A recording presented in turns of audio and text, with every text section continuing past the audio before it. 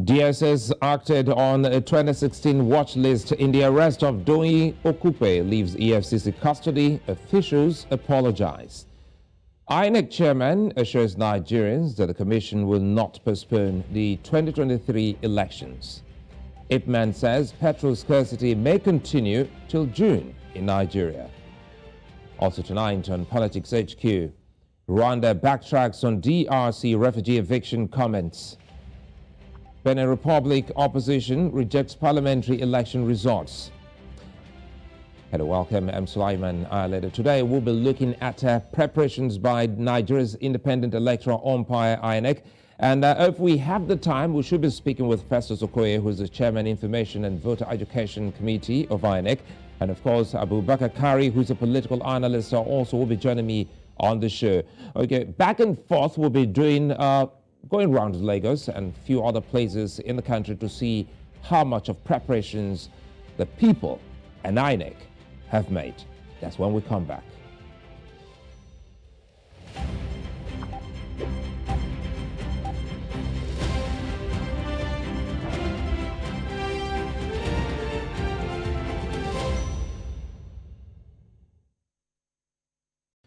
President Muhammadu Buhari has joined the APC campaign train to douse speculations of his lack of support for the party's presidential candidate, President Buhari, who has claimed many times that the last election under him as president will be the highlight of electoral reforms, has been a massive presence in the party. The impact of his presence, although hardly stated, is believed to mean a lot to the party. The Independent National Electoral Commission is also facing a time in history where its capacity is tested again.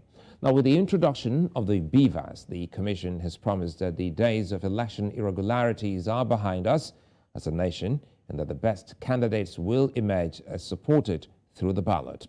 There are also rumors of the elections getting postponed, and we'll be verifying or dismissing that information on the show today, as we'll be speaking pretty much later to INEC. But again, looking at what's happening in the country, this will be the second biggest election in the year for the continent. Benin Republic has just had its own election, but Nigeria has been preparing for this big moment where the incumbent president, Muhammadu Buhari, will not be on the ballot. By and large, all states of the federation will have a go at this election, because on the same day the presidential and the National Assembly will hold. And for Nigerians, this is the first time the country is going into an election that is no longer a two-party race. Time was when it usually is a two-horse race between the opposition and the ruling party. But in this case, we've seen some new entrants. In this case, the Labour Party making a big and audacious statement in Nigeria's polity. And of course, the New Nigeria People's Party, whose presidential candidate was one time a member of the People's Democratic Party and at another time a member of the All Progressives Congress. And if you look at all of these candidates, they have a theme amongst all political parties. But again, it comes back to the people, as Nigerians and every analyst and pundits have come to say that this election will be an election where the people's votes will count. How much of the people have we seen in the discharge of their franchise in the last elections in the country, and how much are the people prepared? There's one thing that makes for that preparation, and it has to do with your voter card in Nigeria, otherwise called the PVC, your personal voter card. How important is this document, and how much of it are in the hands of the electorates? Well, Bernard Akede went to town to make a survey, at least to see, get a sense of how much of that exercise is being taken by Nigerians. Take a listen. The collection of permanent voter cards, PVCs, continue as Nigeria's general elections draw closer. At this collection center in Ikeja, the Lagos state capital, 2 INEC officials have been sieving through the cards in their possession and distributing to people once their cards have been found. This is Anifowoshi Primary School in Ikeja local government, Ward 1 actually. People have been trooping in, well, not in large numbers, in ones and twos, but it clearly has been seamless. Most people at this ward seem to be happy to have found and collected their PVCs. The day I came, I didn't spend much time because I just gave them the paper they gave me to pay up for my PVC, and I give it to them. They search for it and they give it to me. It's not too hard for me. However, not everyone was lucky to find theirs here. Some may have to come back. They said my card is not available now, although some people that we registered the same day together, they've gotten theirs and I've not gotten mine yet. I should feel a slip and they will lodge the complaint to the local government and probably they'll get it out in less than a week. On visiting another ward, still in Ikeja, the situation was, however, different. This is Ward 2, still in Ikeja, but in Agidingbi. Now, they clearly are having more challenges in this particular ward, and that's because the crowd here is larger, but the number of staff attending to the crowd are the same, just 2 people. You can see it's under the scorching sun and not enough shade to protect the people from the sun, which clearly is giving them lots of challenges. At some point, a scuffle broke out when some people tried to jump the queue after standing for hours without being attended to. Others had to seek shade under a tree. I've been able to pick it up, but after a very long stress. Now the stress is one. We are only 2 INEC officials responding to us, one for the transfer and one for those that just registered, which was very stressful. Of course, one person cannot attend to thousands of people. Then number 2, it is under a very hot sun. One of the ad hoc staff had to take the initiative to give preference to people like the elderly, nursing mothers, and persons with disabilities. Though the period for PVC collection is running out, voters are hoping INEC can still put certain facilities in place to ease the tiring process. According to INEC, the collection of PVCs at wards like this one where I am standing will stop from 15th of January, after which all voters will have to visit the local government offices to collect their PVCs. INEC is once again saying that this is a chance and a final clarion call for the voters to access the facilities close to their homes, talking about the wards, so that collection of PVCs will be as seamless and as easy as possible. Bernard Akede, reporting for News Central. Well, thank you, Bernard. And as if that's just not enough, some of the key concerns Nigerians are also nursing at the moment has to do with security. The spate of kidnapping and, of course, banditry in the country has actually caused a whole lot of worries amongst Nigerians, to the extent that the electoral umpire INEC has also been a victim, as facilities, buildings, offices, and even offices have been targets of what the country is still trying to unravel who the perpetrators are. As if that's not enough, just less than 60 days to the election, something untoward happened in Edo State in southern Nigeria, specifically the Tom Ikimi train station, where some 30 people have been kidnapped. But again, just to bring you up to speed, the state government has come to say, well, it's actually not 30, but 20. By and large, something untoward happened in Igwebe. Let's take a listen.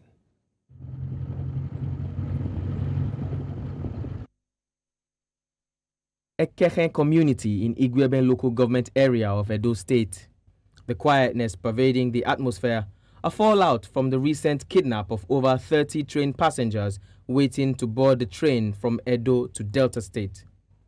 The attack on waiting passengers at this train station is the first of its kind and has come as a shock to many. There no way we would have expected that a thing like this would ever happen. There was nothing that, if there was, a lot of measures would have been taken. There was no way anybody would have known that people were going to stray from somewhere. These are obviously not editions of our people. I'm not making case for them, but from feelers, they are obviously not edition of this local government. While security operatives were seen on ground, their presence has been very visible as a manhunt for the kidnappers is currently ongoing.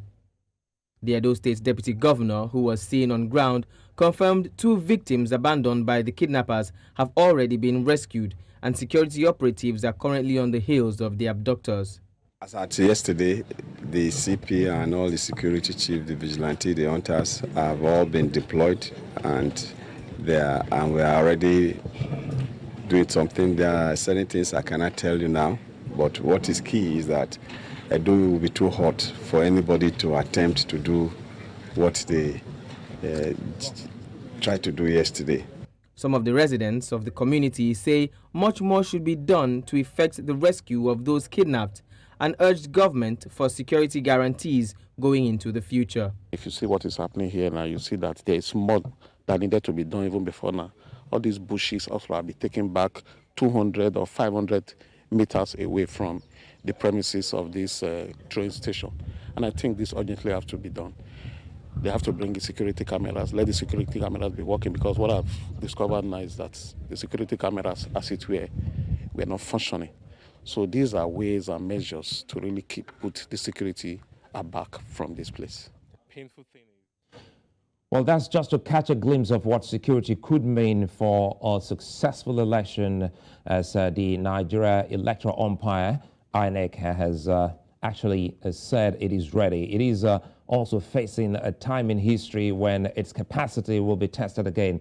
With the BVAS being introduced, the Commission has promised that the days of election irregularities are behind Nigerians and that the best candidates will emerge as supported through the ballot. There are also rumors of the elections getting postponed, and we'll be getting verification or dismissing that information on the show now as we speak to Festus Okoye, who is the chairman, Information and Voter Education Committee of Nigeria's Electoral Umpire, INEC. Festus Okoye, thanks for your time, for joining us. And quickly, let's start by clearing the air, which many Nigerians who have actually visited your website already know the update. Perhaps, is there any iota of truth about some kind of postponement of this election?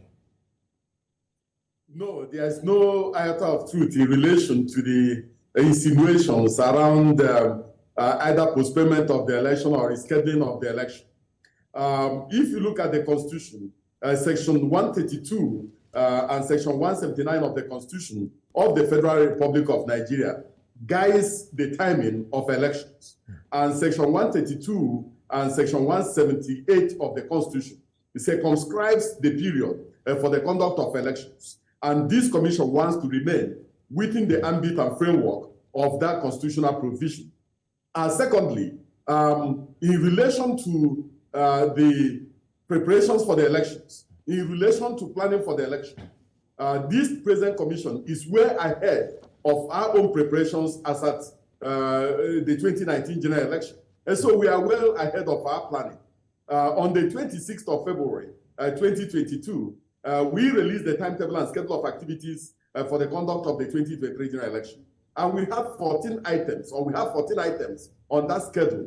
And out of the 14, we have already implemented 11 and implemented 11 on time. And so, as far as the commission is concerned, our remit is to organize, undertake, and supervise election. And we are prepared for the conduct of the presidential election on the 25th of February, 2023, and the state elections, which is the governorship and state assembly election on the 11th day of March. And so we are getting ready, and we have no fears whatsoever relating to our capacity and also relating to our processes and our procedures. Well, it's good that you've been able to clear that. And quickly here, there's also some form of, concern shared by politicians. Some are speaking about the BVAS, which the majority of Nigerians are happy about. But some politicians are saying, INEC, you have to test run it for us to be sure that you are ready. You know, there are some politicians that want us to open the brain of the BVAS so that they can see what is inside the BVAS. They will not have that particular opportunity. What is important is that Section 47 of the Electoral Act has made it compulsory for the Commission to use the BVAS for voter accreditation and authentication. And we are going to use the BVAS for that particular purpose. Just before the elections, maybe 2 weeks before the election, the Commission will do a trial run of the BVAS in all the senatorial districts of this country to enable some voters have a feel of the BVAS. As of today, we are testing all the BVAS required for the conduct of this election. And as the chairman informed the nation, we have the full complement of BVAS for the conduct of the election in 176,848 polling units. And we have also acquired redundancies for the 8,809 registration areas or wards. So as of today, we are comfortable with the beavers. We have moved the beavers to location, and the beavers is being tested. And we are also going to do a test run or a trial run in all the senatorial districts of this country at the appropriate time. And so there's no cause for alarm. We are serving the Nigerian people, and this election is the Nigerian people's election. And the Nigerian people will have an opportunity of having a feel of the beavers. But in terms of opening the brain of the beavers, for politicians to see what is inside, they are not going to have that opportunity. Well, I had to chuckle on that because, opening, we wouldn't want you to open the brain, because you've just said something that this election is the people's election, and that is what people want to hear. And across the continent, we saw your chairman. He was also in Kenya. We covered that election, and everyone on the continent is looking to Nigeria. Speak to us about what it means on election day, because now the sensitization should heat up. When we talk about the bimodal voter accreditation system, that is the BVAS, what does this mean for a voter who will be approaching his polling unit on the day? Well, what is important as of today is that Nigerians are moving to our registration areas or the wards and collecting their PVCs. You can see the enthusiasm. You can see the infectious disposition of Nigerians who want to exercise their democratic franchise, because Nigerians now realize that the PVC has power and that the PVC has potency, and that the PVC is not just an ordinary document or an ATM, because an ATM can only give you money, but PVC can change government. And so on election day, when a voter approaches the presiding officer, the voter must find his or her name on the voters register. In other words, we are still going to have a voters register, and every registered voter in Nigeria must have his or her name on the voters register. Secondly, only Nigerians that have collected their PVC will be entitled to vote on election day. So when the voter approaches the presiding officer will ask for the voter's PVC, and the presiding officer will use the last 6 digits or the voter identification number or VIN number to call up the person's data from the BVAS. Prior to this particular period, the data of each registered voter is resident in the PVC. But for this election, the data of every registered voter will be resident in the BVAS, and the BVAS will only contain the name of registered voters in one particular polling unit. So, first of all, the BVAS will be used to check your fingerprints. If your fingerprint matches what we have in the BVAS, you will be given a ballot paper to go and vote. If your fingerprint does not match, we use your facial or we use your face. If your face does not appear in the BVAS, there's only one implication. That implication is that you are engaged in identity theft, or you are not who you claim to be, or you left your fingers at home, or you left your face at home, in which case we are not going to allow you to vote. And so that is exactly what we're going to do. So it's getting clearer now when we say bimodal.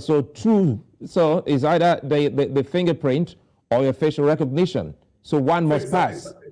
Exactly. So at this point, when we still hear stories of people trying to buy voter card, how useful will this be on election day? I have made it very clear on several occasions that, one, people are buying up voters' cards and copying people's voter identification number. You don't need to go and buy a PVC in order to copy somebody's voter identification number, because the voter identification number of all registered voters has been displayed in our local government offices and also displayed in the registration areas or wards. So why are you going to go and buy a PVC to copy something that is already on the wall in our office or on the wall in any of our registration centers? That is one. Secondly, if you buy up somebody's PVC, you can only suppress the person's vote. In other words, you can prevent the person from going to the polling unit on election day to vote.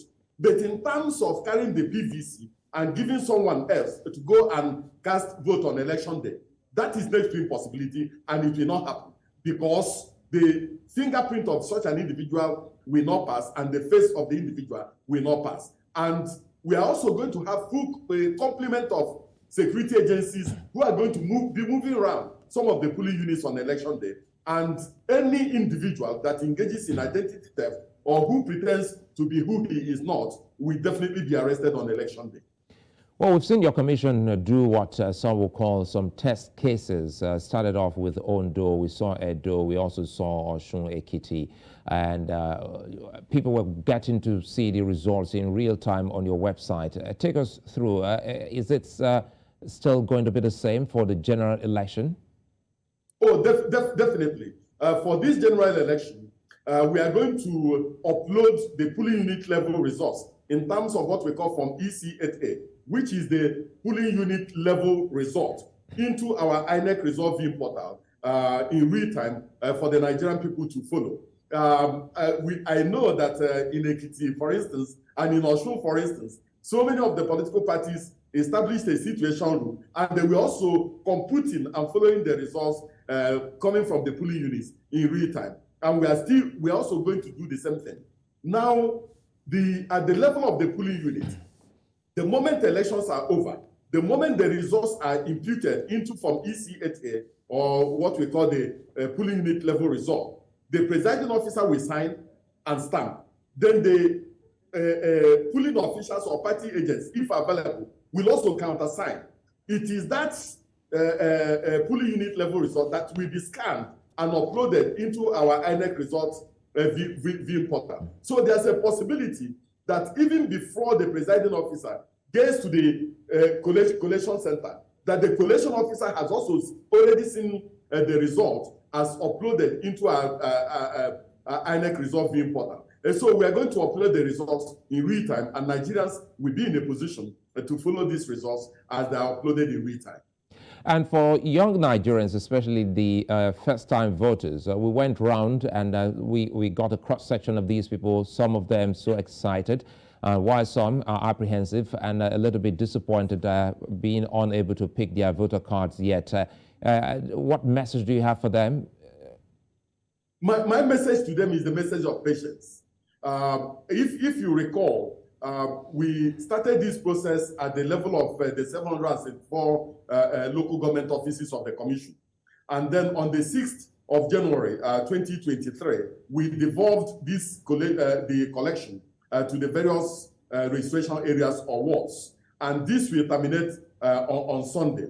But later this evening, the Commission just finished its weekly meeting. Later this evening, a statement will go out in relation to proceeding, because we want every registered voter, every validly registered voter to collect his or her PVC. And the chairman has made it very clear, has assured the nation that this collection should be seamless. And we are going to make sure that every Nigerian who wants to collect his or her PVC has an opportunity of collecting his or her PVC. But we want to counsel that the PVC is not an alternative identity card.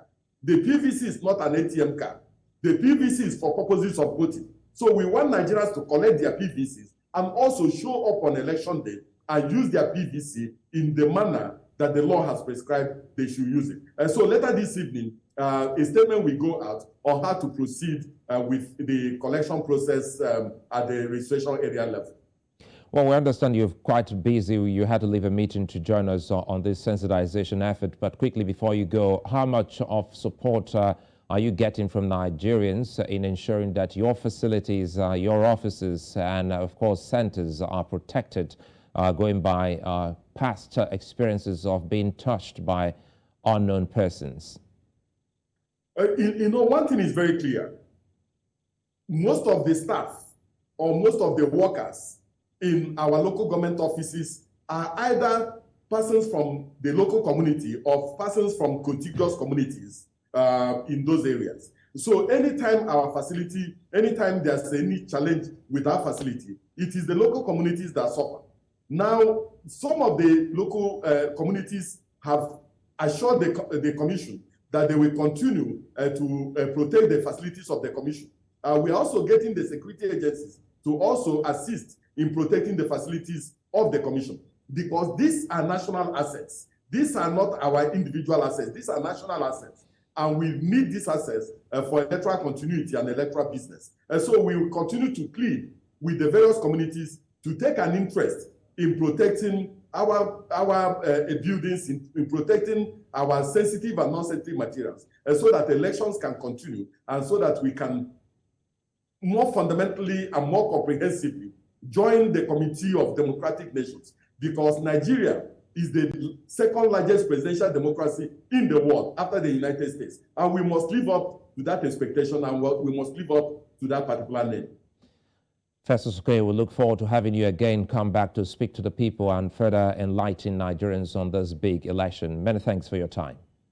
Thank you so much. I appreciate this opportunity.